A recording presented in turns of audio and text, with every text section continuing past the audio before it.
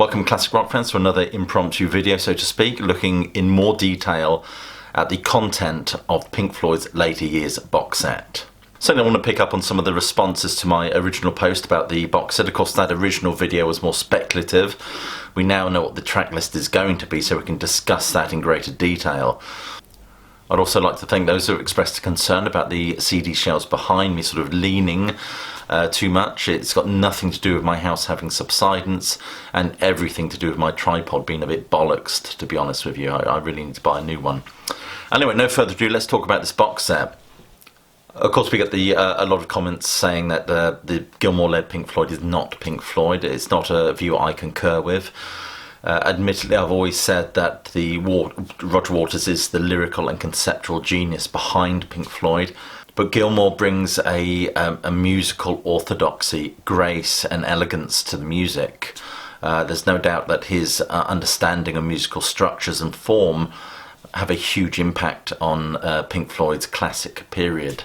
Also, I'd be loath to dismiss Richard Wright's contribution to Pink Floyd. His almost minimalistic jazz-infused sort of keyboard parts are very much provide the foundations for that Pink Floyd sound. Without him, it just would not sound the same. It would never have sounded the same. And Nick Mason, of course, his drumming has a fluid quality which beautifully integrates with the music. It's not just about keeping time, it's very much part of the music. It has a very graceful quality. I love listening to the way he plays.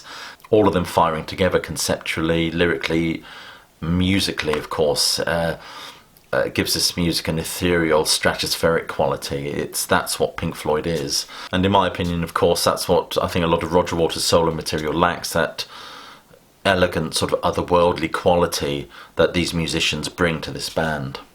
As I've said in the original video, it looks to be priced at about £400. I do think that's overpriced. I'm hoping it comes down by the time it's actually released. Amazon, I think I've got it on pre-sale about £425. I do think there's no doubt that the quality of the items in this box set are going to be top-notch. That being said, I question whether or not I really want a lot of the stuff in this box set, but we'll talk about that more as we go on. Anyway, let's talk about what's actually in this box set. Anyway, CD 1 is, of course, Momentary Lapse of Reason, updated and remixed. I've said I did a video on Great or Sucks for this album. Go and check that out. I've said everything I need to say there. This album is polluted with 1980s sort of affectations and production values. It's a very sterile affair. It's a Pink Floyd album in name only. Of course, Wright and Mason's contribution are minimal on this album. And it's a very sterile affair. I mean, Nick Mason's sort of its drum programs and drum machines, and now with the version we're getting now, Nick Mason has actually contributed drums, so it'll have a real organic, if that's the right word to use, sort of feel to it. And actually, I think they've stolen or borrowed sort of a lot of Richard Wright's keyboard parts from the concerts and sort of infused them with what is the album. So it hopefully will begin to feel like a Pink Floyd album after. I mean, I think the songs are quite good. I do like the songs. It's just I don't like the sound of this album at all. Now, with the new remix, hopefully they've taken away some of those sort of 1980s production values and made it sound a little bit more contemporary. With Nick Mason's drumming and Richard Wright's keyboards, it'll be the most interesting aspect of this box set. CD 2, Delicate Sound of Thunder remix. Now this is restored. I think there are tracks on this that weren't on the original CD. For example, Signs for Life was not on the original CD. A New Machine Part 1, Part 2, was that on the original CD? I can't remember. Welcome to the Machine, I don't think that was on the original CD. Nor was One Slip. That was also omitted from the original CD. So it's a fully restored concert in that respect. So that's also quite a nice addition. That's, of course, CD 2 and 3. Next one is 1987 to 1984 live recordings and unreleased studio recordings. And we got some interesting cuts from other concerts. Why they couldn't include the whole concert, I don't know. But things like One of These Days from Hanover, Astronomy Donomy live from Miami, I would have rather included the whole gig personally. On the Turning Away live from Atlanta, A lot of the stuff in this box is actually repeated. All the stuff on Blu-ray is also on DVD. I wonder if they could have just done a Blu-ray version and a DVD version. That would have perhaps brought the price down a bit. But certainly these concerts, these tracks from these concerts, I would have liked to have heard the whole shows, really. Run Like Hell from Atlanta, Blues One Unreleased 94 recording, Slippery Guitar Unreleased 94 recording, Rick's Theme again, and David's Blues Unreleased 94 recording. Marooned Jam, Nirvana with an E, Unreleased 94 recording, all from the sort of Division Bell sort of sessions, I suspect. High Hopes early version, it'd be quite interesting to hear that. The next CD is the Nebworth concert remixed. We get Shine On You Crazy Diamonds, parts 1 to 5, Great Gig in the Sky, Wish You Were Here, Sorrow, Money, Comfortably Numb, and Run Like Hell. Of course, Nebworth concert, Floyd shared the bill, I believe, with Paul McCartney and Genesis and Dire Straits, if my memory serves me right. So it's interesting to have that on there as well. Then we get the first Blu-ray, which contains the Momentary Lapse of Reason, the Division Bell, the unreleased studio recordings, all in high-res audio and surround sound. I don't have surround sound, so it's not really of that much of interest to me, but who knows, maybe I'll have a surround system in the future and I can enjoy these later on.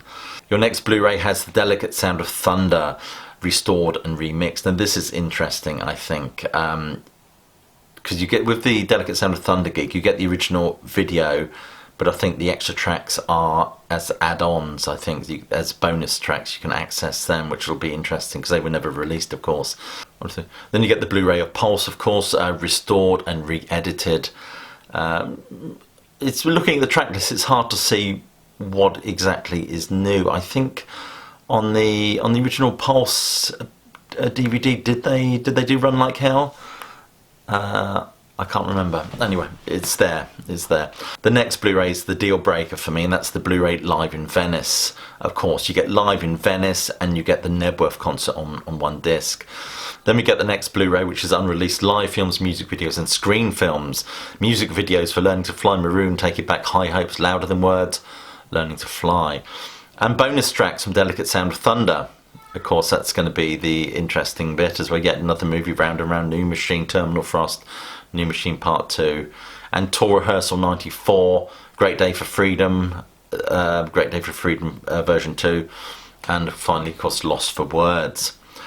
Concert films from 87, Signs for Life, Learning to Fly, Dogs of War, One of These Days, Speak to Me, On the Run, Us and Them Money, Brain Damage and Eclipse. And the concert films from 1994, of course, Shining You Crazy Diamonds, Speak to Me, Time, Great Gig in the Sky, Money, Us and Them, Colour, Black and White, Brain Damage, North American Dates, Brain Damage, European Dates, Brain Damage, Earls Court, London Dates. Presumably the London dates will be without the collapsing seat sort of stacks, I guess. Then we get the Rock and Roll Hall of Fame induction, of course, with Billy Corgan, Wish You Were Here. I don't know why they didn't include the Live 8 performance. Maybe there was some issue with Roger Waters not allowing it to be on this box set, I don't know. Just speculation, of course. Then we get a Blu-ray of documentaries and unreleased material. Loads of stuff in there. Arnold Lane, a live Syd Barrett tribute, Momentary Lapse of Reason, Division Bowheads, cover photography, Pulse TV ad, Endless River film, Momentary Lapse of Reason cover shoot, Division Bell Ash. Lots of interesting stuff there. I mean, it's nice to see. But then we get the DVDs, which is just replicating what's on the Blu-rays, really. And I'm just wondering, as I said before, if they could do a Blu-ray version and a DVD version, whether they could bring the price down. Perhaps not, I don't know. So on the DVDs, of course, you're getting a lot of the stuff that was actually repeated from the Blu-rays. A lot of the money for this box is also going to go on the fact that you've got a lovely hardback book, I suspect. Also a lot of memorabilia, reproduction memorabilia. The thing is, with this stuff, I tend to look at it once and then that's it. And I don't really want the tour programs. I mean, I've got the original tour programs. This is the Momentary Lapse of Reason tour program with my ticket. And this is where I saw them on the Delicate Sound of Thunder tour, if you like, with my ticket from London Arena. I don't really want those. I didn't see them on the Division Bell tour. But this is obviously this is what bumps the price up. So I suppose we've got to ask, is it worth paying £400 for? For me, I would say no. I'm not interested in all that sort of memorabilia stuff that comes with it, which obviously bumps up the price a bit. I'm hoping they release a stripped down version of just audio and Blu-ray content only, without all that stuff, so it can bring the price right down. Failing that, maybe I'll purchase the Momentary Lapse of Reason if it's released individually, and Delicate Sound of Thunder if it's released individually. I'll buy those two bits, I think. But I don't, you know, £400 just before Christmas. I've got 3 kids. There's no way I can justify spending that sort of money on this. So generally I'd have to say I'd be looking for a more stripped down version to purchase. I might be tempted to buy this box set if the price comes down after its initial release. I suspect it's pitched quite high at the moment. Amazon, of course, want to protect their pre-sale price, so they don't want to lose money, so they've pitched it quite high. The Pink Floyd website have got it for about $3.99, I think, not much difference. But for me, a more acceptable price for this box set would be about $2.75. But that's just my opinion, I guess. So whether it's worth buying is very much down to it's a case-by-case basis. You've got to make that decision. There's certainly no doubt about it. The quality would be fantastic, I think, for this money. The reproduction memorabilia would be absolutely brilliant on really good quality paper. And of course, all the sleeves, attention to detail will all be there, I suspect. The music will have been remixed and remastered to the hilt. But, you know, I mean, I've got the Endless River box set up there. I'm not really interested in that. I do like the Endless River, believe it or not. I know that's a controversial thing to say. I listen to it every summer and enjoy it. I've got Pulse as a high-res audio file on my MP3 player. The only thing I'm really interested in is this new mix of Momentary Lapse of Reason. Anyway, let me know what you think. Are you going to buy it or not? So anyway, click like, subscribe, check out the Facebook page. I do put lots of stuff on there. Do share this video, but more importantly, please do keep listening.